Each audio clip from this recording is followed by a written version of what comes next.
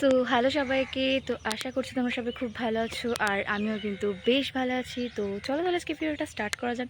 So আমি কিন্তু এসেছিলাম হচ্ছে গিয়ে পিসির বাড়িতে কালী পুজোর জন্য, দ্যাটস ওয়াই। তো সেই জন্য সকাল থেকে প্রচণ্ড দৌড়দৌড়ি হয়েছে কালকে রাত্রি থেকেও। তো আজকে হচ্ছে গিয়ে সকাল থেকে আমি ইন্ট্রো নিতে পারিনি, দ্যাটস ওয়াই আমি রেডি হয়ে একদম মন্দিরে এসে আলপনা দিয়ে তারপরে কিন্তু আমি এখানে সময় পেয়েছি। তো সেই জন্য, আর এটা হচ্ছে আমার পিসির বাড়ির কি বলে বংশ পরম্পরা ধরে হয়ে আসছে, আর পুরো ঠাকুরের মূর্তিটাই কষ্টি পাথরের। তো দ্যাটস ওয়াই, তো সেই জন্যই সমস্ত কিছু দেখাবো। আর এটা অনেক পুরনো মন্দির, অনেক পুরনো ঠাকুর, আর এটা নিয়ে 5 পুরুষ চলছে, তার মানে ভাবো। আর সারাদিন আজ কী করি সেগুলো সব দেখাবো তোমাদের সাথে। সো তোমরা দেখতে থাকো। এখনকার মতো টাটা বাই বাই। তো আমি কিন্তু এখানে তাড়াতাড়ি স্নান করে নিয়ে চলে এসেছিলাম রেডি হয়ে মন্দিরেতে। তো আমাকে কিন্তু ব্রাহ্মণ বলেছিল একটুখানি আলপনা দিয়ে নিতে হবে, দ্যাটস কিন্তু আমি এখানে একটুখানি আলপনা দিয়ে নিচ্ছিলাম। আর সবথেকে বড় কথা, প্রচণ্ড পরিমাণে খড়িমাটি কম ছিল, আর তাড়াতাড়িও শুরু করতে বলেছিল, কারণ তাড়াতাড়ি শেষ না করলে হবে না। আর এই জায়গাটা হচ্ছে গিয়ে বলি হবে, দ্যাটস কিন্তু এখানে বলেছিল একটা দিয়ে নিতে। আমি সেই জন্য ফটাফট করে একটা বড় ফুল এরকমই করে দিয়েছিলাম। আর যেহেতু বেশি সময় ছিল না, তাড়াহুড়ো করে করতে হবে, খড়িমাটিও ছিল না, তো সেই কারণে আমার এর থেকে ভালো ডিজাইন আমার আর মাথায় আসেনি ওইটুকু টাইমে। আর আমি কিন্তু টোটাল 3 জায়গায় দিয়েছিলাম, এইখানে ঠাকুরের মূর্তির কাছে, আর মনসার পুজোর যেখানে বেদিতে সেখানে। আর বাকিগুলো দেখাতে পারলাম না, কারণ ওরা পুজোয় অলরেডি বসে পড়েছিলাম। আর এই যে এত সুন্দর ডেকোরেশনগুলো কিন্তু কালকে আর 2টো অবধি হয়েছিল, আমি একটা অবধি ছিলাম।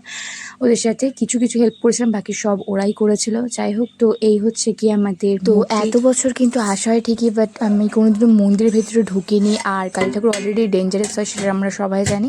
আর এইবারে কিন্তু আমরা দেবজিতের মানে আমি পুজো দিয়েছিলাম, কারণ আমাদের রেজিস্ট্রি পরে কোথাও পুজো দিতে যাওয়া হয়নি। তো সেই কারণে আমি একটা মালা কিনেছিলাম। তো আমি বললাম কি মালাটা পরিয়ে দেবো? বলছে হ্যাঁ পরিয়ে। তো আমি যখন মালাটা পরাচ্ছিলাম, বিশ্বাস করবে কিনা জানি, আমার হাত পা পুরো কাঁপছিল। কেন কাঁপছিল, কিসের জন্য কাঁপছিল জানি না। তো তারপরে কিন্তু এখানে মালাটা পরিয়ে দিয়ে দেন আমি কিন্তু একটু ভিডিও করে বেরিয়েছিলাম। আর তারপরে কিন্তু এখানে মনসা ঠাকুরের যে বেদিটা ছিল সেখানে অলরেডি পুজো দেওয়া হয়ে গেছিলো। আর এইখানে দেখতে পাচ্ছ আমি যে মানে দু সাইডে দুরকম আলপনা দিয়েছি। এত জঘন্য আমি কোনোদিনও দিইনি, কী করবো, আমার কাছে টাইম ছিল না।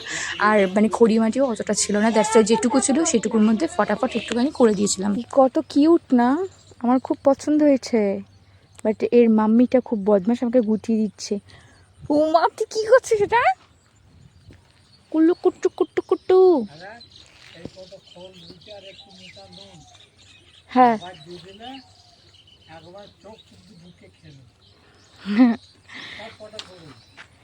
কি ভাল লাগছে দেখি। একটু তাকাও তুমি, একটু তাকাও। এই তুমি তাকাও না একটু। এত বদমাস কেন তুমি বাবু, বদমাস কেন? কি রেগে যাচ্ছে বুঝতে পারছি না আমি। কুটু কুটু টাটা। তো আইসটা দেখো, তোমার আইসটা কি সুন্দর। ও মাই গড, ও কি তাকালো। কুট্টু কুট্টু টাটা বাই বাই। সো আমি এখানে এসলাম ভিডিও শ্যুট করার জন্য, বাট স্টিল আমাকে আবার এখানে আসতে হবে। এই জায়গাটা বেশ ছাওয়া ছিল, ভাল লাগছিল। আর আরেকবার আসবো এই কারণে, কারণ যখন বলি হবে সেই কারণে তখন আমি আসবো। আমি এসব পছন্দ করি না পার্সোনালি। যাই হোক, এটা আমার ভালো লাগে না, দ্যাটস ওয়াই। আর তার মধ্যে হচ্ছে ঠিক এই কারণেই আমি যখন থেকে বুঝতে শিখি, আমি ছোটোবেলা থেকেই মাটন খাই না, জানি না কেন আমার খুব খারাপ লাগে ভীষণই ছোটোবেলা থেকে। আর জীবনে কোনো খাবও না, যে যে খাই সেটা আমি তাদেরকে বারণ করছি, আমি খাই না, আমার খুব শরীর খারাপ লাগে, আমার খুব খুব খারাপ লাগে। তো সেই বলি টাইমে যতবার আমি এখানে আসি ততবার আমি ওখানে চলে যাই, আর ওই আওয়াজটা আমি নিতে পারবো না সিরিয়াসলি।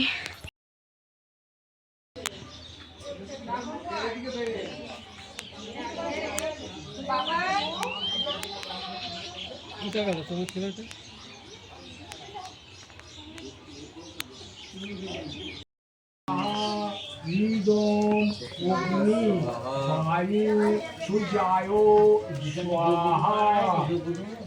সব দিয়ে দিয়েছে, যজ্ঞ আছে, নীল কাঠ আছে, নীল কাঠ আছে, সব দিয়ে দাও। এই অগ্নিতে এতে গন্ধ পুষ্পে দেবায় সহিত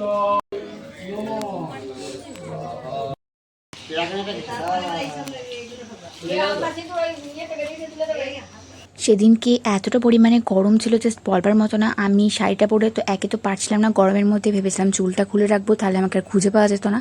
যাই হোক, তো তারপরে পুজোতে বসবার আগে সবাই কিন্তু সিঁদুরের টিপ পরিয়ে দেন তারপরে কিন্তু পুজো শুরু করছিল। ঠিক ওটা ঘটে দেওয়ার পরে কিন্তু করেছিল। তারপরে আমি মানে হাত মুখ ধুয়েছিলাম, দেন তারপরে উঠিয়ে দিয়েছি। এতটা পরিমাণে গরম লাগছিলো, ভালো লাগছিলো না। আর তারপরে এটা হচ্ছিলো কি পুজোর একদমই শেষের টাইমে যখন হোম হয়ে গেছিলো তখন। আর সবাই মানে এক তো রোদ্দুর ঢুকছিলো, তারপর আমি এখানে মাথায় এরকমভাবে দিয়ে রেখেছিলাম, মুখে চোখে এমনি কাইল্লা, তার উপরে যদি আর রোদ্দুর পড়ে তাহলে আমাকে আর খুঁজে পাওয়া যাবে না। তারপর কিন্তু ব্রাহ্মণ মশাই সবাইকে হোমের টিপটা পড়াচ্ছিল। দেন তারপরে আমাকে দেওয়ার আগে আমি আগে ভাগে বলে দিয়েছি যে আমাকে অল্প দেবে, কারণ ওরকম টেনে দিলে পুরো ডাকাত ডাকাত লাগে। তো দ্যাটস ওয়াই, সে কারণে আমি সব বলে দিই যখনই পড়াতে আসে, যে ব্রাহ্মণই যাই হোক। তো তারপরে কিন্তু এখানে সব হয়ে যাওয়ার পরে চরণামৃত্যু দিচ্ছিলো। দ্যাটস ওয়াই আমি কিন্তু এখানে আগে হাত পাচ্ছিলাম, কারণ আমার খুব ভালো লাগে খেতে। তাই আর যদি আমাকে পুরোটা দিতাম পুরোটাই খেয়ে ফেলবো, এরকমই একটা ব্যাপার। যাই হোক, কী আর করা যাবে।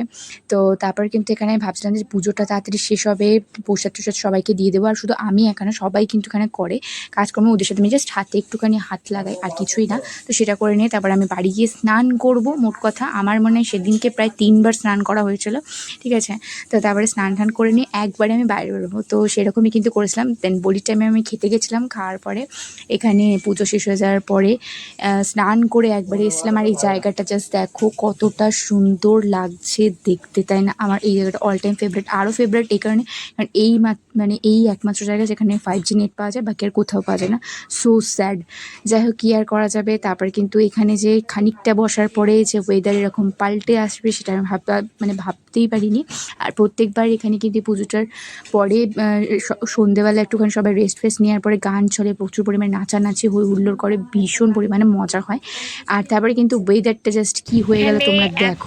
সুন্দর লাগছে ঝড়ের টাইমে, জাস্ট অসাম লাগছে। হাওয়াটাও দারুণ দিচ্ছে, বাট বৃষ্টি পড়ছে বলে চলে যাব। তাও আমি মানে এক ঝটকা একটুখানি দেখাচ্ছি ব্যাক ক্যামেরা করে। এখানে মানে জাস্ট দেখো, খানিকক্ষণ আগে এরকম ওয়েদার ছিল না, এখন পুরোপুরি অন্ধকার করেছে, ঝড় উঠেছে, কি ব্যাপক লাগছে জায়গাটা বলবার মতো না, পুরোটা অন্ধকার করেছে। বাট আমি দেখাচ্ছি, তাও জাস্ট দেখো কতটা দারুণ লাগছে। ভিউটা জাস্ট দেখো, ওয়াও, পুরো কি সুন্দর লাগছে দেখতে।